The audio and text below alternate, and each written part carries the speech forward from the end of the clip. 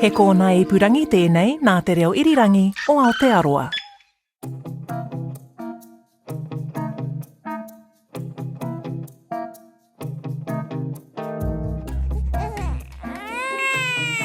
Welcome to Are We There Yet? I'm Katy Gosset.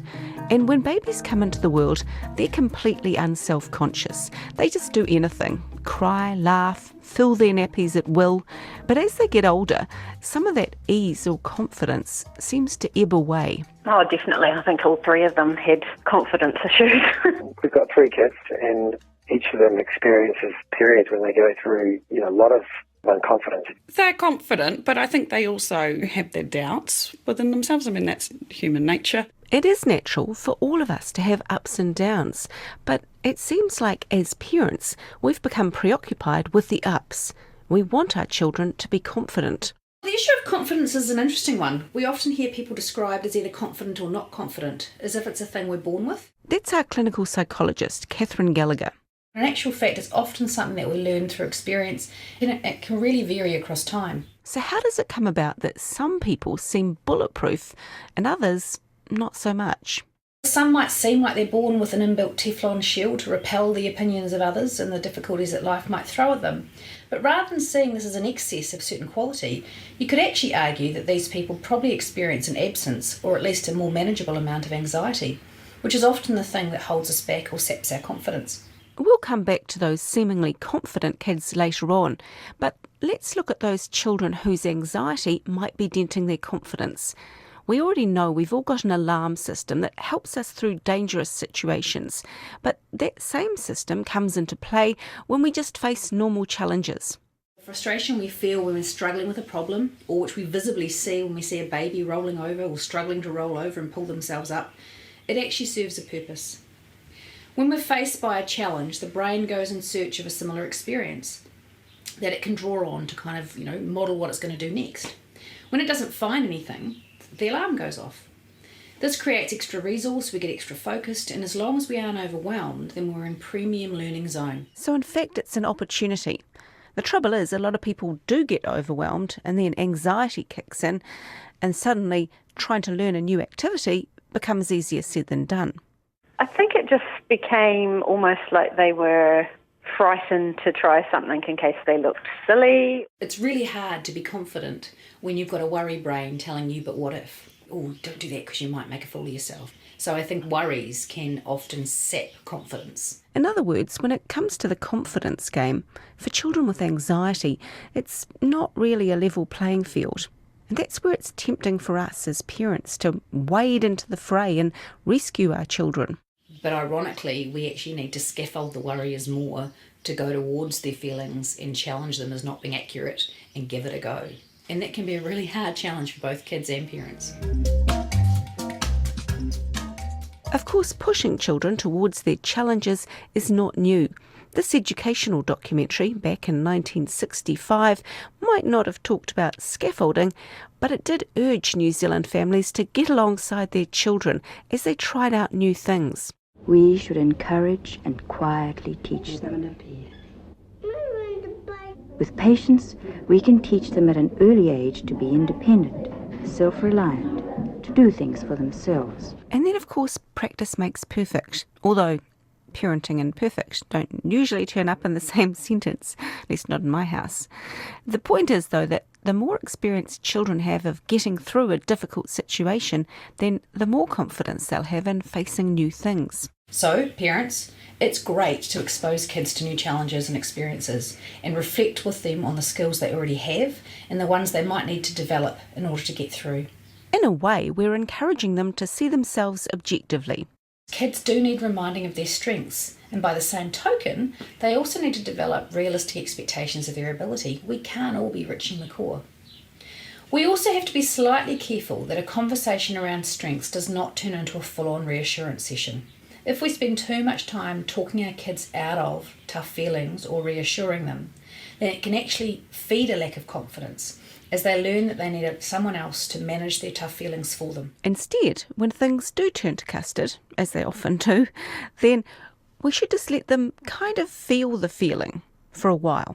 Sometimes letting them realise that that is the emotion that they're feeling. And then, you know, if they want to talk about it, that's fine. Other times I've realised that they're doing it and I've just backed off. I think with parenting, and I fall into this trap all the time, is we jump to, oh, but remember you're so good at this. It's incredibly important to stop and pause and hear what your child actually said, which is, I'm gutted.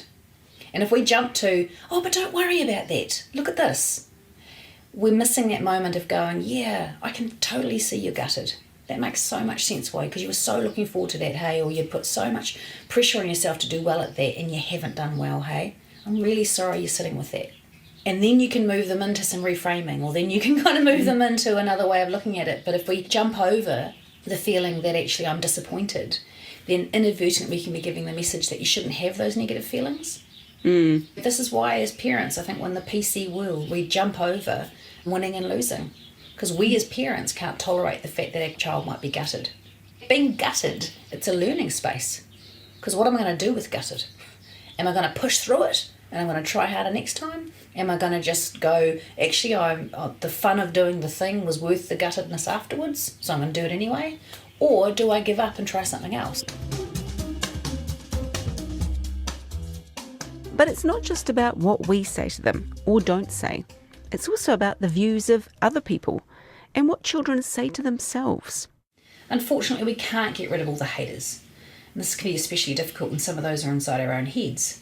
But we can work on how to build our own Teflon shield and the skills around how to manage it when people are mean to us, or manage what we pay attention to in terms of the self-talk inside our own minds. I use a lot of positive affirmations with the kids.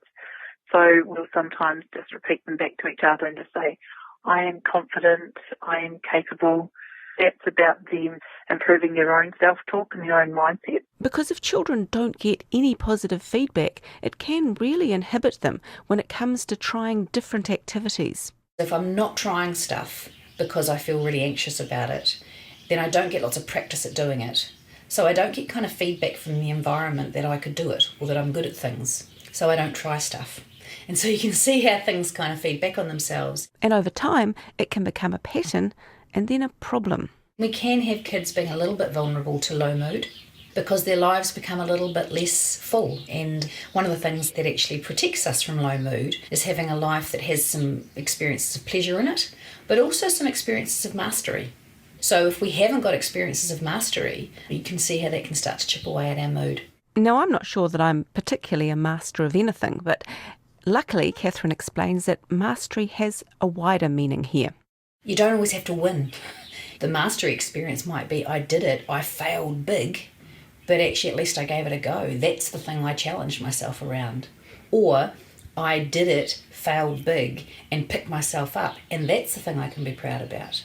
So I think there's always some reframing that can be done, but let me be really clear there, reframing doesn't mean that we rescue our kids from any difficult feelings. Sometimes just being with the difficult feeling is the success. And it's good for kids to realise that they don't need to judge their achievements by what other people think of them. Sometimes, especially in this Facebook world, we've become really reliant on feedback from others to be a signal that I'm good at something or I can feel proud of something. In actual fact, for most people, the things to be proud of are who you are as a person. Am I actually an honest person? Am I someone who works hard? They're actually things that if I do well, I can feel pretty confident about, that that's who I am as a person, less reliant on whether I get an A in a test. People are more than just an outcome. And once children roll all those things together, the kind of people they think they are, the things that they like, the successes they've had, the failures they've had, then what they really want is to see that reflected back to them. In fact, and this is really important to listen to, self-esteem or self-confidence comes from being seen accurately for who we are and what we can do. And the first people who hopefully are going to see us accurately might be our parents. This means we can be good at stuff, but it also means we might not be good at everything. The challenge for parents is to support when needed, empathise when your kid is struggling, and give them lots of messages about being okay regardless of the outcome. Actually, there's a Māori greeting, Tēnā koe, which I think sums up this, because basically it means, I see you. And I think when we think about self-esteem, what we're saying is, I'm experienced accurately, and that's really what is the foundation for self-confidence. And when we do look at our children without blinkers, we can see what they're capable of. I remember doing an assessment with a young man who his intellectual assessment came out as being low average. But he had parents who got that about him. And so the expectations they had of him were in line with what he was able to do. It was a little bit of challenge, but it was doable. He also had some dreams in life that were totally within his grasp, and he had a great sense of self. Really happy mood, not a lot of anxiety. That's a pretty happy life, really. Children have a wonderful sense of aliveness and joy, an immense capacity for wonder. From the warm security we give them, they confidently take the venturesome steps out to explore this world of ours. But some of them might not be quite as confident as they seem. Remember those Teflon-coated kids we talked about earlier? Sometimes kids can come across as having a lot of self-confidence, but it's a little bit false. And so they might be the kids who are telling everybody about how fabulous they are. And that's often something to just look out for, because sometimes what that can be covering up is in actual fact a sense that I'm not so good. But I'm so scared that some people might know that about me that I'm going to make a lot of noise. Sometimes if you've got someone like that in your sphere, to make a point of noticing things about their personality, things that are not about outcomes, can sometimes chip away at that. Because, as I said at the start, when it comes to confidence, we all have highs and lows, whether we're running a race at school or making parenting podcasts. When you first rang me about doing them, my first default response was, oh no, there'll be someone who's better at that. Whether that's a Kiwi thing, whether that's a me thing, of that tall poppy stuff. Ironically, when I was looking for somebody to do this podcast, somebody said, "Oh, ask Catherine Gilgit, she'll be good at that." So well, there you go. So sometimes I think we fake it till we make it. And I think that's the bit where, coming back to some of the stuff we talked about, what is it that gives us messages about the fact that we can do it? So I've never done this kind of stuff before, but if people are telling me I'd be okay at it, if you're kind of saying we're in this together, you hear yourself doing it, you think, oh, that doesn't sound so bad. So we can do things to kind of back up our confidence too. And if we work on our confidence and apply some of these tips to our own lives, it should help our kids too. Certainly as parents, we're very influential. Kids are looking out for what we model. And if we're modelling all or nothing thinking that it's either success or failure, if we're modelling not tolerating difficult feelings, if we're modelling avoiding things because we might not be perfect at them, then of course that's going to have an influence. But I think it's important not to go, oh my gosh, I've stuffed it up, end of story. It's about us learning how to be different around these messages and catch ourselves.